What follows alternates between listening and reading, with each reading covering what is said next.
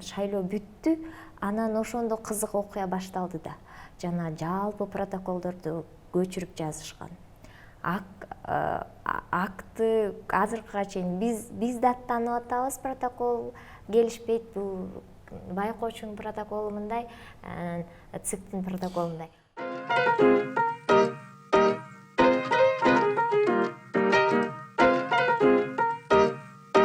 Салам достор, силер менен в рамках закона юристтери жана бүгүн Ширин деген кесиптешим менен шайлоо жөнүндө талкуулайбыз.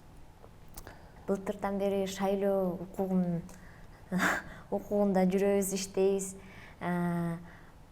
Коомдук байкоочулардын поддержка кылып, 5 шайлоодо коомдук байкоочуларга юридикалык жардам көрсөттүк. Анан биз ар кандай кыйынчылыктар, ар кандай кызыктуу көйгөйлөр менен жолуктук. Көйгөй окуялар да айтып кетсек болот.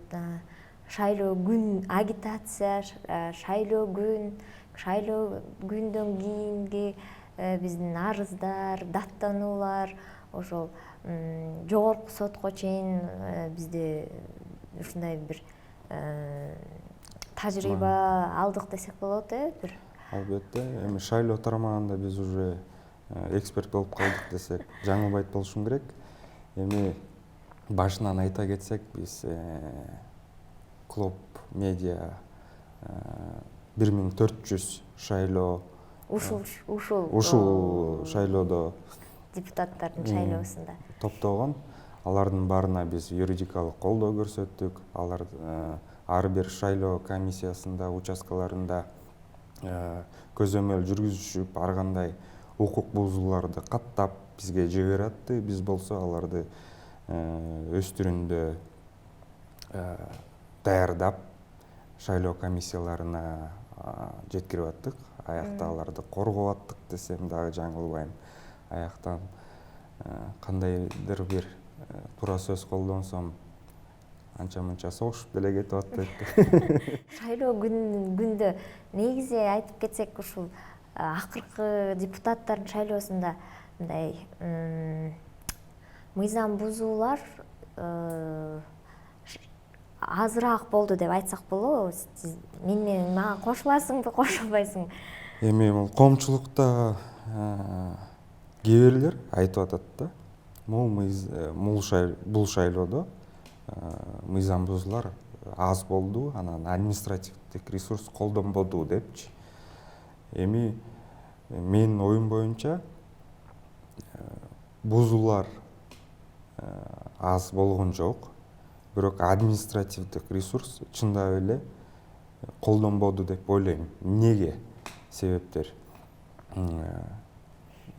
Эстесең, эми мурда шайлоодо административдик ресурс колдонуп атат деп көп маалымат чыкчу, жарыяланып чыкчу.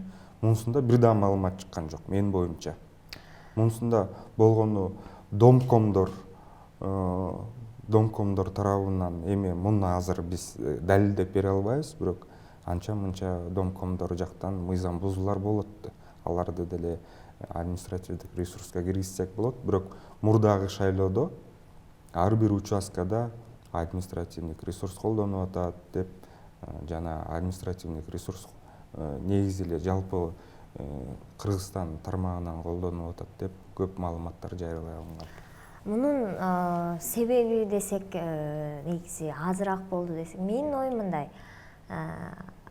Мыйзам бузуулар негизинен азыраак болду, салыштырсак. Бирок шайлоо бүткөндө жанагы системадагы окуя, ЦИКтин системасындагы окуясы, анан протоколдорду көчүргөндөрдү ошол жана салмактуу болду. Салмактуу болуп кетти.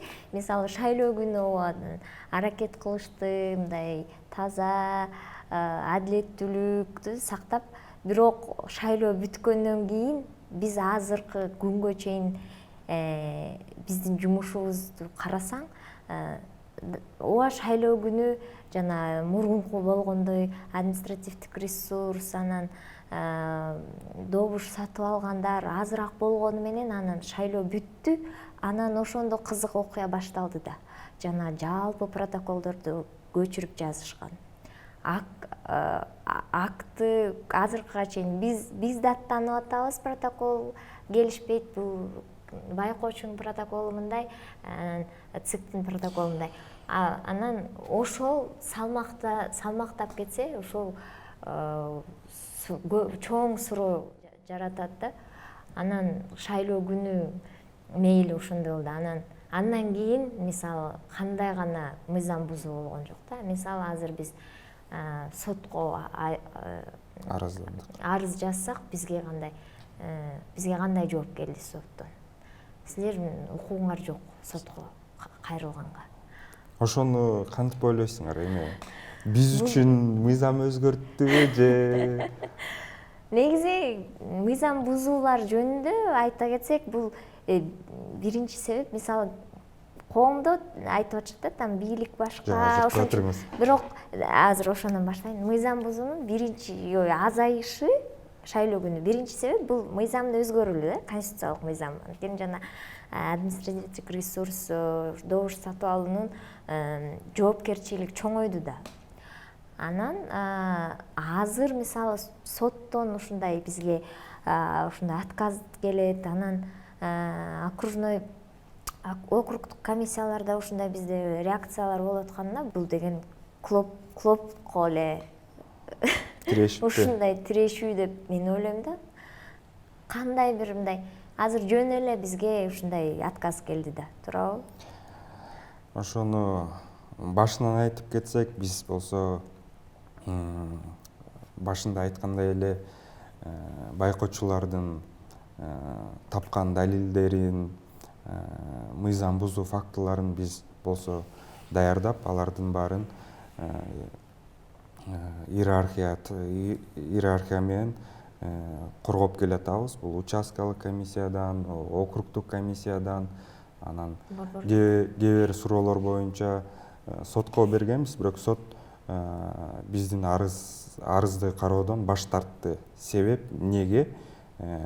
Себеп некоммерческий организация арыз бере албайт. Укугу жок. Бирок биз мурда шайлоодо собственно эле арыз берип, сотту даже утканбыз. Бирок мунусунда андай укугубуз жок. Себеп анткени ал норманы бийлик жоюп коюптур. Бирок эмне себеп болду? Ошо негизи айтканда деген бул деген конституциялык укук да, негизичи. Сотко коммерческий коом кайрылабы, жөн эле жарандар кайрылабы, байкоочулар кайрылабы? Мен эсептейм, бул деген биз ошол соттун баш тартуусу бул деген конституциялык укуктарга мындай. Анда конституциялык палатага берелиби?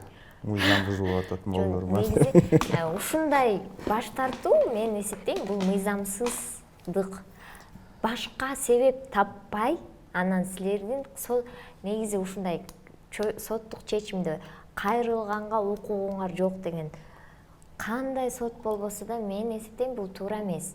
Анткени кандай суроо болбосун, кандай бул шайлоо суроолору, кандай суроо болбосун, мен эсептейм, ар бир жаран кандай коммерческий, некоммерческий, коомдук сотко арыздануу, бул деген бул укукту эч ким бизден ала албайт деп ойлойм да. Анан билбейм, биз эми бүгүн жогорку сотко даттануу жаздык. Анан кандай болот?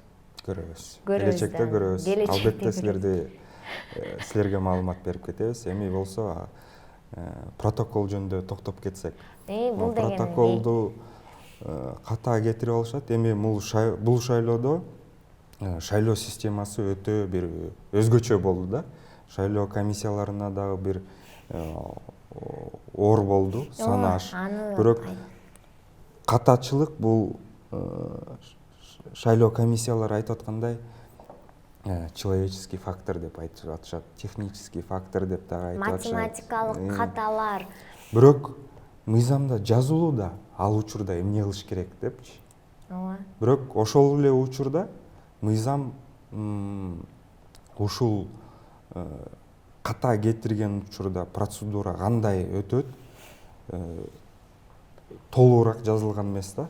Анткени биз практикадан аны билдик. Бул деген мыйзамдын кемчилиги десек болот, Протоколдорго ишенбейбиз деген өзүнүн чындыгы бар, анткени негизи мыйзам боюнча протоколдо ката кетире алат. Бул деген тирүү адам толтурат алты протоколдон. Жана 22 баракты толтуруш бул чын эле кыйын, бирок мыйзам боюнча протоколду Туура толтуруш керек. ката кетирсе, кайра жазганда акт түзүлөт. Актка дата коюлат, убакыт коюлат, комиссиянын кворуму чогулат, комиссиянын көпчүлүгү кол коюлат. Ошондо туура болот. Ошондо туура болот. Анан биз болсо комиссияларда эмне менен азыр мисалы акттар датасы жок. Анан бирок биз айта албайбыз да. Суроо жаралат качан жазылган ал актылар. Анында бирок биз аларга айта албайбыз, силер азыр жаздыңар депчи, ал да туура эмес. Анан ошондуктан өзүнүн чындыгы бар да, жана айткандачы протоколго кантип ишенебиз депчи. Биз канча шайлоого катыштык, канча кемчиликтерди таап атабыз. Алар кемчиликтердин баарын кандай оңдосо болот деген өзүнчө бир рекомендацияларды деле берип жатпайбызбы? БШКга берип жатабыз, бирок сиз сездиңизби, ошол рекомендациялар колдонулуп жатабы же алар четке эле түртүп коюштубу аларды? Ой, билбейм. Сезилбей эле, Көп деле сезилген жок. Эми биз шайлоочуларды коркутуп албайлы. Албетте сиз шайлоого барышыңар керек, добушуңарды беришиңиз керек, сатпашыңар керек. Бул күч укукта подкасты. Биз в рамках закона юридикалык фирманын юристтерибиз шайлоочуларга юридикалык колдоону берүүнү улантып атабыз. Биздин баракчаларга катталыңыз. Суроолор болсо жазыңыз.